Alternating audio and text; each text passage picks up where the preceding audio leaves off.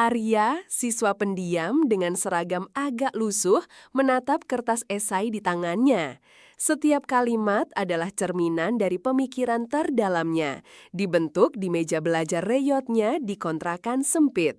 Ada harapan tipis yang bersemi di hatinya. Ia yakin ini adalah karyanya yang terbaik. Pagi di aula sekolah terasa dingin. Seluruh siswa berkumpul untuk pengumuman lomba esai. Arya duduk di barisan belakang, jantungnya berdegup tak beraturan. Pandangannya terpaku pada panggung, menantikan nama-nama pemenang yang akan disebut. Rasa cemas dan antusiasme bercampur aduk. Nama-nama mulai disebut, bukan namanya. Kemudian, suara Pak Budi, guru bahasa Indonesia yang berwibawa namun disegani, menggelegar. Arya, silahkan maju ke depan. Aura ketegangan langsung menyelimuti. Arya merasa tatapan ratusan pasang mata tertuju padanya. Arya melangkah lambat menuju panggung, setiap tapak terasa berat seperti menembus lumpur. Wajahnya yang biasa terlihat tenang, kini memerah, tangannya terkepal di samping tubuh. Firasat buruk menjalari, membuatnya menelan ludah dengan susah payah. Di depan mikrofon, Pak Budi menunjukkan selembar kertas. Karya ini, meskipun bagus, terindikasi kuat hasil plagiat. Kata-kata indah ini tidak mungkin datang dari seorang siswa biasa. Suaranya menusuk, menciptakan atmosfer kecurigaan dan penghakiman. Kepala Arya tertunduk, pandangannya hanya terpaku pada ujung sepatunya yang kotor. Bisikan-bisikan mulai berhamburan di antara siswa seperti desiran angin dingin yang menusuk. Rasa malu menjalar dari ujung rambut hingga kaki, menghancurkan harga dirinya. Pak Budi menatapnya tajam. Gesturnya menunjukkan kekecewaan yang dibuat-buat, namun tersirat arogansi. Sebagai contoh bagi yang lain, Arya didiskualifikasi. Kalimat itu bagai palu godam yang menghantam, mengubur semua harapannya dalam-dalam. Wajah Arya pucat pasi. Air mata yang ia coba tahan terasa panas di pelupuk mata. Ia berbalik dan melangkah menuruni panggung yang terasa seperti panggung penghakiman.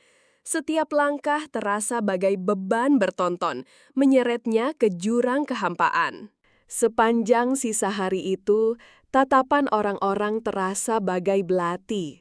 Di kantin, di lorong, di kelas, ia merasa setiap bisikan ditujukan padanya.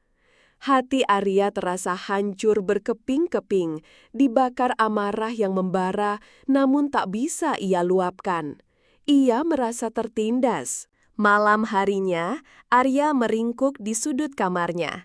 Kertas esainya kini tampak seperti ejekan, simbol penghinaan yang tak terlupakan. Air matanya menetes pelan, bukan karena kesedihan semata, tapi juga api tekad yang perlahan menyala.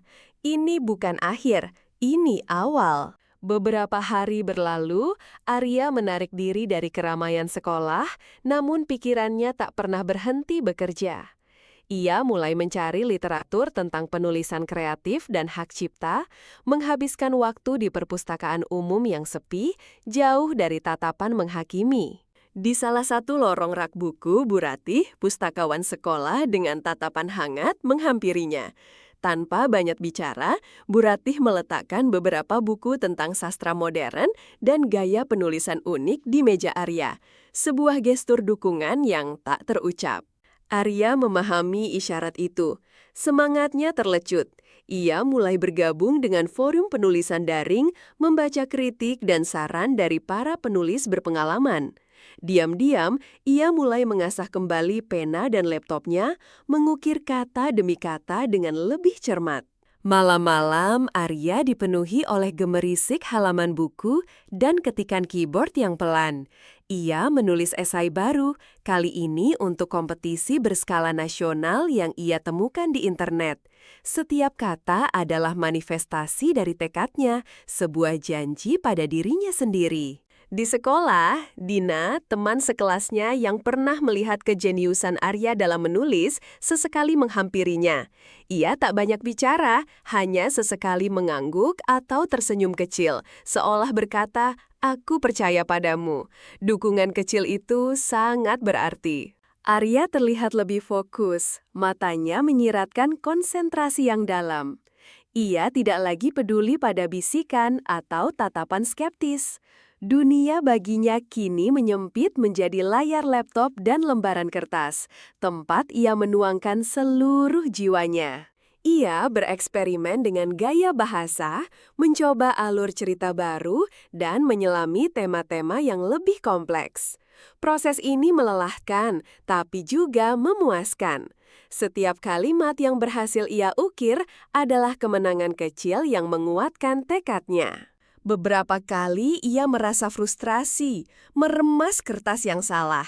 Namun, ingatan akan penghinaan di aula sekolah membakar kembali semangatnya. Ia tidak akan menyerah.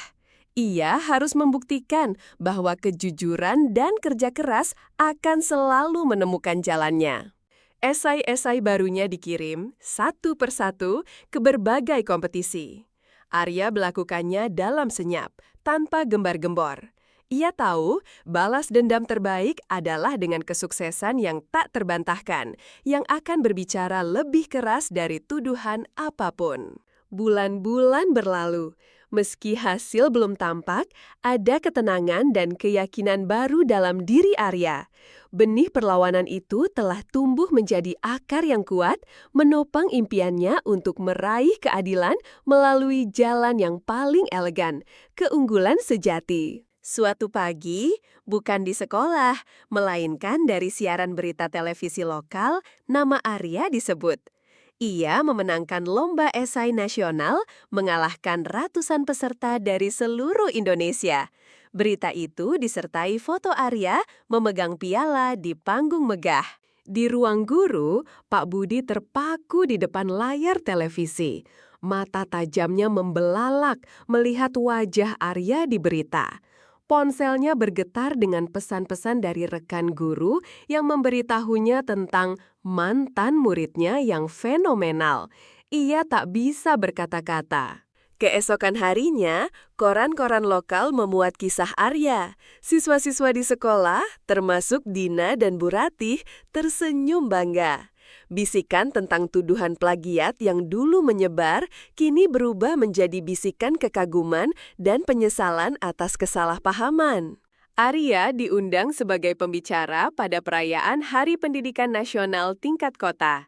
Ia berdiri di panggung yang sama, megahnya dengan panggung lomba nasional, menyampaikan pidato tentang pentingnya integritas dan orisinalitas dalam berkarya. Di barisan tamu kehormatan, Pak Budi duduk kaku, wajahnya memucat.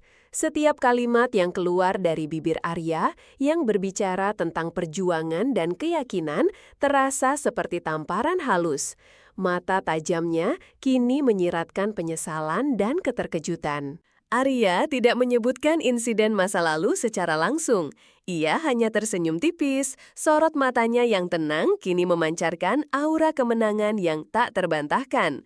Sebuah kelegaan besar membanjiri dadanya, rasanya seperti beban berat terangkat. Para hadirin bertepuk tangan meriah. Banyak pasang mata melirik ke arah Pak Budi, seolah membandingkan dua sosok di ruangan itu.